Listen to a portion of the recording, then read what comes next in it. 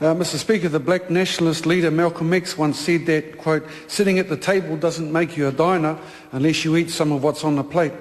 It made me think about the unique and independent Māori voice that the Māori Party brings to the table every hour, every day here in Parliament. Mr. Speaker, what we bring to the table is the opportunity for Māori to participate at the highest level, for voices to be heard.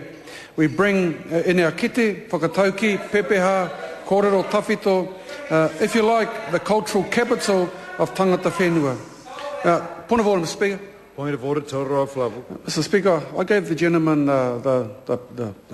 the right of being able to have a clear run in his speech. I don't mind a bit of heckling, but can we just sort of tone it down, please, if that's all right? I'd ask members to be reasonable. I don't think they're being too bad, I've got to confess, but I'd ask members to be a little bit reasonable. Te Oro Flavu. Really?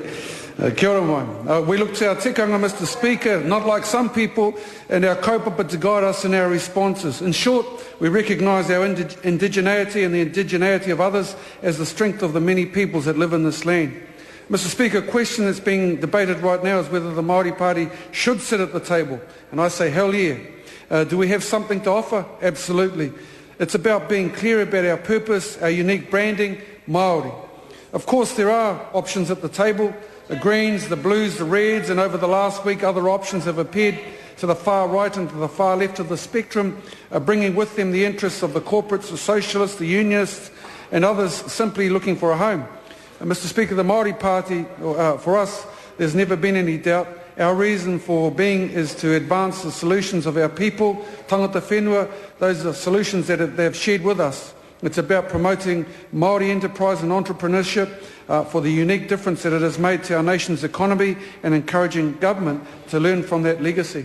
I think it was summed up best, Mr. Speaker, by Dr. Apirana Mahuika last night in a pretty powerful kōrero he was having with the Prime Minister, reminding politicians and political parties that while they are here for now and then, for iwi they are here forever.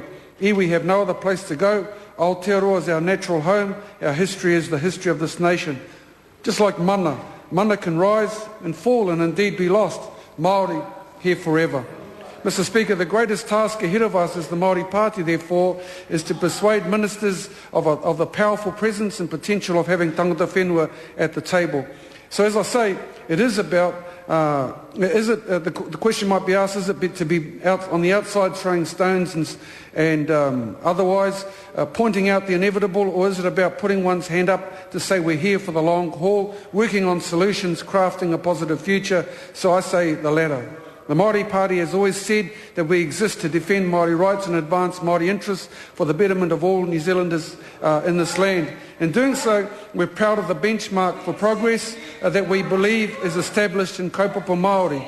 Mr. Speaker, in his book written in 2003, Professor Mason Jury explained this approach. He said, Māori progress, whether in commerce, education or science, cannot be accomplished without taking cognizance of Māori values and the realities of modern Māori experience.